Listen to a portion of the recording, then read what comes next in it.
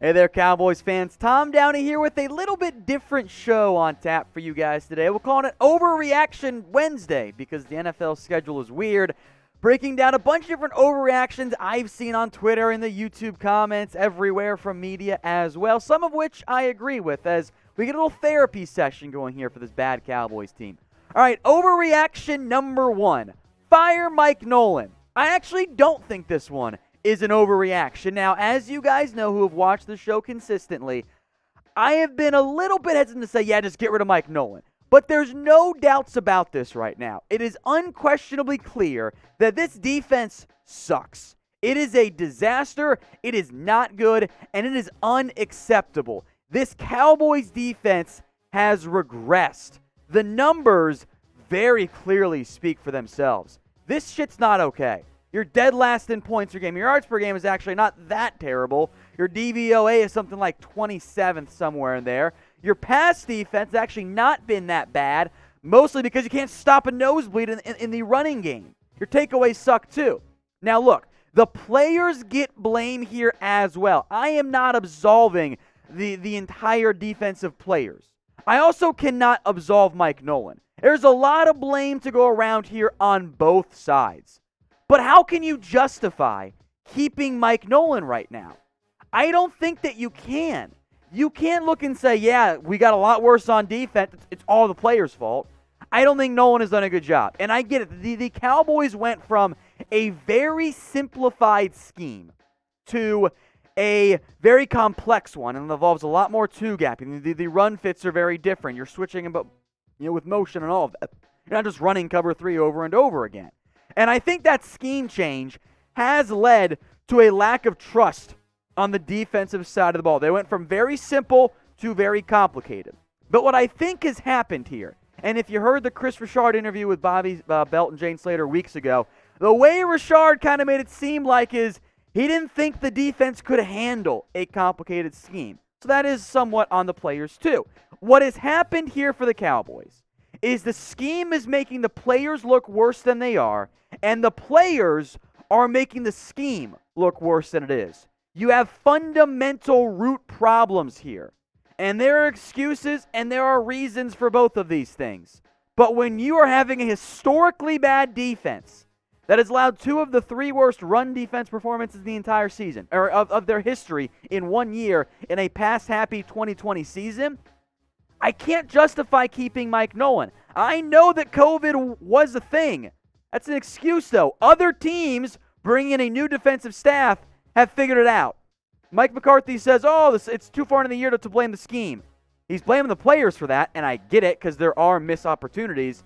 I cannot justify keeping Mike Nolan. I absolutely cannot. So let me know what you guys think. This will be the pinned comment on today's video. What would you do with Mike Nolan? K for keep or F for fire?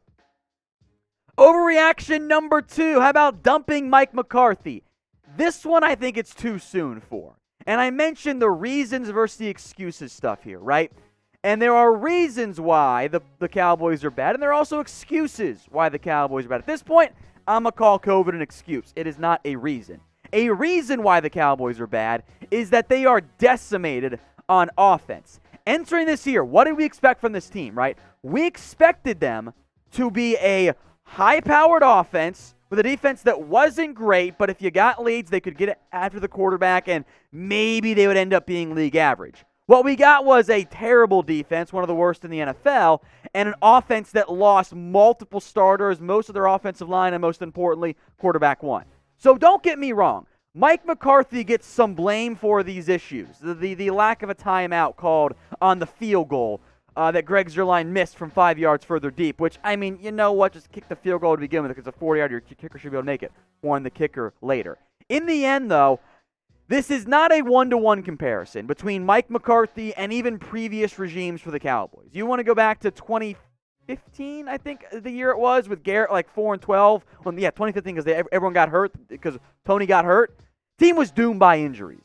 That's your fundamental biggest problem, especially on offense for this team. Now, I know the Cowboys think McCarthy is the guy. I expect he's going to get another shot next season, and I am down to do that. I am happy to give Mike McCarthy another shot. Look, it was a tough year. It was COVID, all that. The injuries killed you on offense. You missed free agency on defense. There's a lot of blame to go around. I am open to giving McCarthy another shot as head coach next year. But my confidence is shaken in him. And frankly, if you lose to a lowly Bengals team, I might change my mind on that one. So what is your confidence level right now in Mike McCarthy? 0 to 10. I think we're going to see lots of 2s and 3s and 4s. Let me know what you guys think in the comments section. Overreaction number 3. Kellen Moore is bad. Is this an overreaction or not?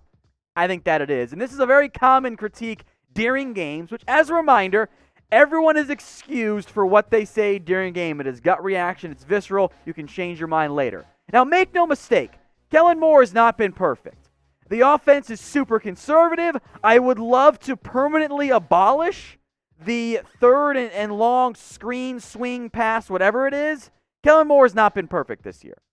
But make no mistake about it. The offense is bad because you don't have Dak Prescott. You don't have Tyron Smith. You don't have Tyler Biadasz. You don't have Zach Martin. You don't have Lael Collins. You don't have Cam Irving. You don't have Blake Jarwin.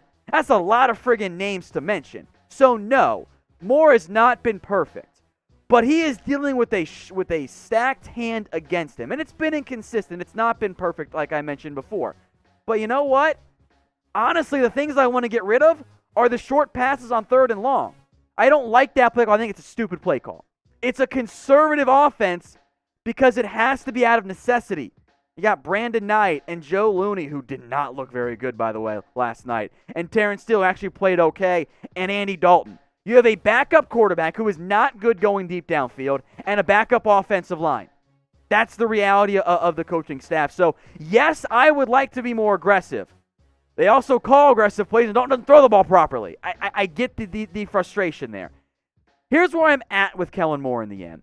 Dak Prescott makes Kellen Moore look better. Duh, right? I also think that Andy Dalton and this backup offensive line has made Kellen Moore look worse. With Dak and Kellen Moore on a healthy offensive line, it's the top 5 offense. And frankly, they were really top 3 before Dak got hurt and even dating back into last year. I am willing to not overhaul that. I think you keep Kellen Moore. I know McCarthy likes him. I know the Joneses like him too. And now, if you want to go hire a new head coach and go offensive mind, that's a different conversation. But if you're rolling back with McCarthy, I'm fine to keep Kellen Moore in that play calling role. Now, today's show is made possible by our sportsbook partner, BetUS. Head over to chatsports.com/bet and use that promo code Cowboys125. That will get you a 125% deposit bonus. And for only a limited time here, if you're a new BetUS customer, hook you guys up with the Cowboys jersey. Email us, cowboys@chatsports.com. If you want in on this Dak Prescott jersey, $100 minimum to get the deal. You can get it going today. So go email us, cowboys@chatsports.com. All right, overreaction number 4, cut the kicker. This is another overreaction, at least for another 4 games. Now, I want to make this very clear. The Cowboys don't listen to me, and they didn't listen to me when it comes to the kicker. What was my point with Brett Maher? I think it's kind of been lost. I think it's been interpreted by some as, you got to find a good kicker. That's fine. You do want to find a good kicker. But the point is, you don't pay them. Everyone's saying, go bring back Kai Forbath. You're missing the point, guys. It's that when you have a kicker, you should not, unless it's like Justin Tucker, don't invest in them.